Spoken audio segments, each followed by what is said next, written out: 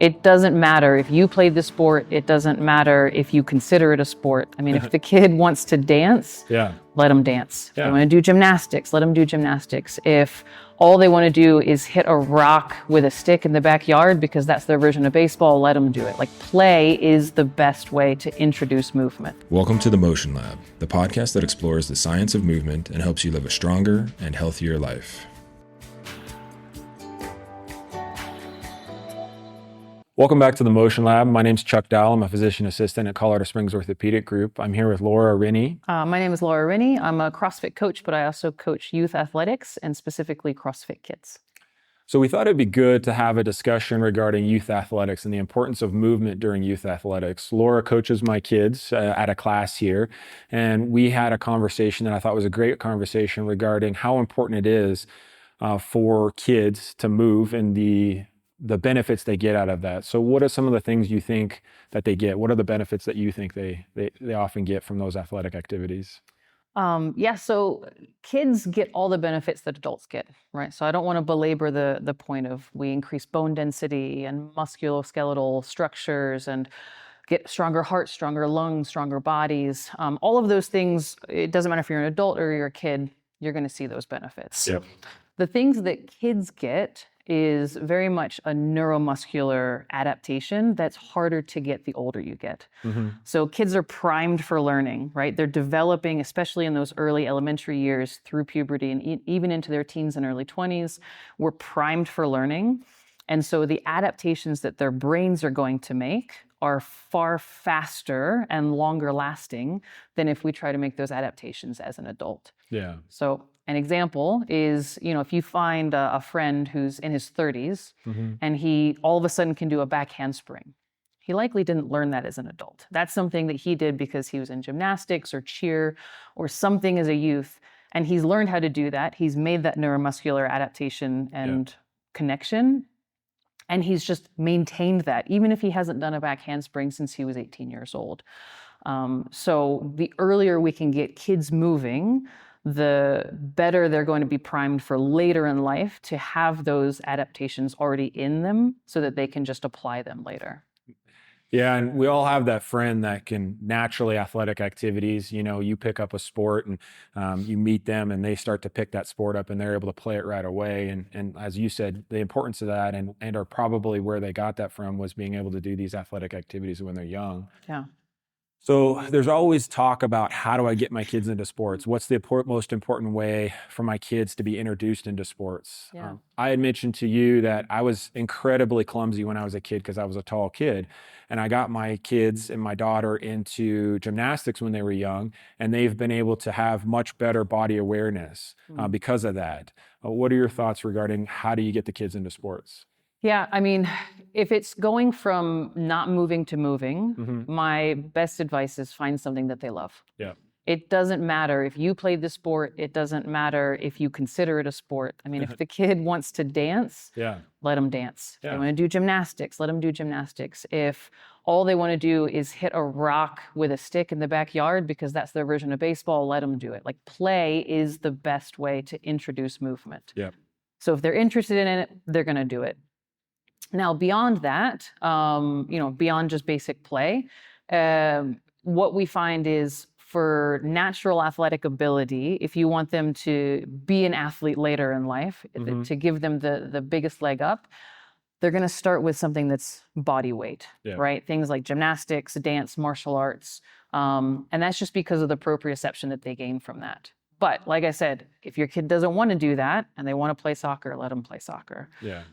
Ideally, we're going to get diversity in movement so that they're not only ever doing the same movement patterns. If you can get something where they're running, another one where they're jumping, something that they have to move their body weight around, maybe they have to move an external load around, that's fantastic. The more diverse, the better, especially in the early years.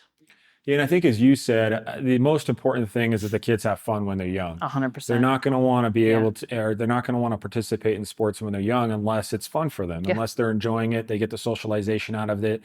they don't understand the improvement of athleticism in it. They don't understand the mental, decompression or like the stress release they get from it. Right. They don't understand I do it because it's going to make me stronger or a better athlete. They do it because it's fun. Right. And so if we can find a sport that allows them to have fun, then they're going to want to do it. That's going to teach them a relationship with sports that's a fun and athletic relationship with sports, and not a negative, hey, I played basketball, I want my kid to play basketball, and that's important. Yeah. And then, as you said, we know from an orthopedic perspective, there's a significant injury prevention aspect to sports, especially participating in multiplanar sports. There's a lot of literature that comes out that's saying if your kid plays only one sport year round, they're only going to learn one movement pattern, one planar movement pattern, and that's going to significantly increase the risk of injuries. Right. And so, you teach CrossFit, but also youth athletics, and you mentioned, ballet and gymnastics. What's your thoughts on the importance of multiplanar movements? Yeah, so specialization, it doesn't need to happen. And they're seeing this a lot in literature now, and you'll see it at some of the more elite training groups, is specialization does not need to occur until maybe even at the collegiate level. Yeah. Right? Like kids who are multi-sport are far better athletically inclined than the kids who specialize early in sports. And not just that, for, like you said, for injury prevention, right? Kids should not be getting ACL repairs in high school. Yeah. Right? They shouldn't be getting elbow reconstructions in high school. But a lot of that happens because they specialize way too early and they don't get that multiplanar movement, and they overuse certain joints and certain movement patterns far too early. And we used to think that you had to specialize to be good. And it turns out the kids who are playing multiple sports are ending up in the long run as better athletes down the road. Yeah, for multiple reasons. I mean, they're better athletes in general because they have better awareness to do multiple directional things. They're able to pick things up much quicker. So when they do specialize and they do specific training, they're able to pick those things up quicker because they've developed that body adaptation, that neuromuscular adaptation, as you said. Right. And then from an injury prevention, which I think is the last thing we should talk about, which is probably the most important thing, a lot of parents and a lot of literature, and there's a lot of news articles saying kids get injured a lot during sports and specific sports like weightlifting, those type of activities. Yeah. I think from a neuromuscular standpoint, or that ability for the kid to learn to find themselves in space, that significantly reduces the risk of injury. And that's why some ACL injuries and shoulder injuries happen, because the kids don't learn that when they're young. Right. But also progression, right? You can't have somebody learn how to squat, we talked about this, and then do a max squat on the same day. That's not the appropriate way for them to learn how to do those activities. Right. Yeah, absolutely. And I think too this is where the importance of having a good coach comes in, right? And this is not to be negative towards kids' sports, but oftentimes there's someone who doesn't have the requisite background or experience in it. And I think that as parents, we should be critical thinkers about the people that we're allowing to coach our kids, because if I were to take my kid to a weightlifting class and they asked them to max back squat on the first day, I wouldn't take them back to that coach because it's irresponsible. Yeah, right? Understandable. So I think that it's really important for parents to have a vested interest in what their kids are being asked to do. And also to keep an eye on like who is influencing their kids. Because I mean, the reason that I loved coaching youth athletics is because I know the influence that a coach can have on a kid. If a coach tells a kid to do it, the kid's going to do it. Yeah. Even if their parents been telling them to do it for the last 20 years, right? We've all been there. Yeah. As soon as a coach says, hey, you should probably eat some vegetables, the kid goes home and says, Mom, we need to go buy vegetables, right? And so I think that it's important to have the right influence from coaches and from other parents and other adults who are asking kids to do things physically and making sure that they're doing so in a safe manner and with proper mechanics. Yeah, it's funny. I get asked, I'm very tall. I get asked that all the time. How tall am I? And kids ask me. And the first thing I say is, I ate a lot of vegetables. Yeah. And I hope that translates to the kid going home and eating a lot of vegetables. Because I'm like, well, I just set the parent up for success there. Yeah. So, no, I think that's definitely a huge thing. You asked me a good question, and I don't know if I have a great answer to that question, but your question was, how can we decrease the risk of injuries in kids? And I think kids are always going to work through things. The first question I ask a kid when they come in with an injury to see me in the Orthopaedic Express Care is, if you had a game tonight, could you play in that game? Because for me, that tells me the severity of injury that the kid has. Right. Most kids are going to want to play through injuries. And if it hurts enough that they can't play through it, I'm always more cognizant that, hey, this is more significant of an injury. So I think if you're a parent and your kid, daughter, son doesn't want to play in a sport, I think that should key into you that they have some level of pain that they should not push through. Right. But then they also don't want to come out of things. And so we had to introduce pitch counts into, overhead throwing baseball type activities because they would never take themselves out of a game. Yeah. And so I think as a parent and or a coach, you have to introduce some level of adaptation. If they're sore from what they did the day before, maybe we don't do those things again, as not to overload those joints, overload the soft tissue that's so fragile at that age and potentially cause that injury to happen. Yeah, absolutely. What are your thoughts? Do you have any ideas or kind of recommendations regarding that? What's interesting is I think it all very much comes down to knowing the kid. And that's where the relationship of a parent and a coach comes in, because there are some kids that'll push through. And there are some other kids that will try to find any reason not to. Yeah. Right. And so I think I really believe in empowering the kid as well. Right. Like, I want a child to know themselves as well as, like, not just relying on the coach to tell you what to do and what not to do. Like, I want the child to be able to say, I'm sorer than I'm supposed to be.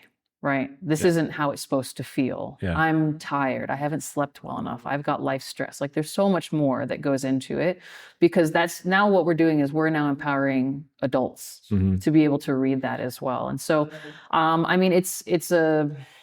it's a difficult problem set, but it's one that, with the right coach and with the right parent, you can help kids to navigate through and learn a really valuable life skill about what's right and what's not, what's worth pushing and what's not.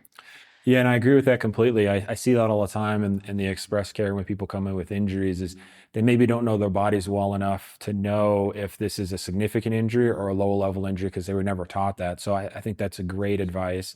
And I think until they reach skeletal maturity, it's a little bit upon us as the coaches and or the parents to limit some of their activities, because that's when they're going to be more prone to develop these inflammatory changes at the growth plate attachments of their tendons and ligaments.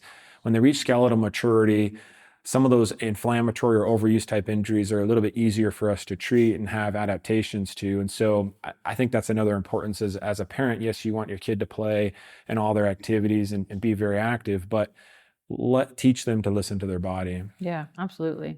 I will say too, like, a lot of what we've talked about has been about, developing athletes. Yeah. But let's not forget that even adults need to continue to move their bodies, even if they're not athletes, right? And I think there's a precipitous drop, right, after we leave high school. And for some people, when we leave college, there's no more sport. There's no more organized, there's no more coach, right? Yeah. And so the more that we can make this a lifestyle thing for the child, where they realize it's not just about organized sports, it's about play. It's about playing pickup basketball with your family. It's about, if you want to, you go for a run with your dad, whatever it is, like just teaching them that movement is part of everyday living. It's not just organized. I think that we can set up more adults for success, so that after the organized sports drop off, they still have the habits and the lifestyle of movement, and they understand, how to keep that going well into adulthood and be healthy, contributing members of society. Yeah, because at that point, the benefits are no longer athletic benefits, they're health benefits. Absolutely. Right? We're reducing stress, we're reducing comorbidities, high blood pressure, diabetes, other heart problems,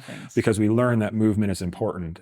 And potentially we learned that movement is important, but not exhausting, overwhelming, or stressful. You know, I know when I played basketball, and I did it for so many years, after I got done playing in college, I said, hey, I'm tired of this. I just don't want to move anymore. And I took some years off and then had to get back into it. And I think that's what you don't want. You don't want to get them to that burnout stage where they have a negative feedback with sports or athletics. Absolutely. But yeah, I think that's great. Well, we appreciate you joining us. Anything else you want to add? Anything else you want to talk about? It's fantastic. Anything that we can do to get more kids moving, I'm on board. Let's do it. And so if anybody wants you to help coach their kids, teach them Sure. athletics, teach them weightlifting, how can they get a hold of you? I coach here at CrossFit Colorado Springs. My Instagram handle is at Coach Laura Rennie. I coach specifically with youth right now. I'm doing weightlifting and then the CrossFit Kids class, but I'm always open for opportunities as well. Excellent. As always, if you have any child or kid that has a sports-related injury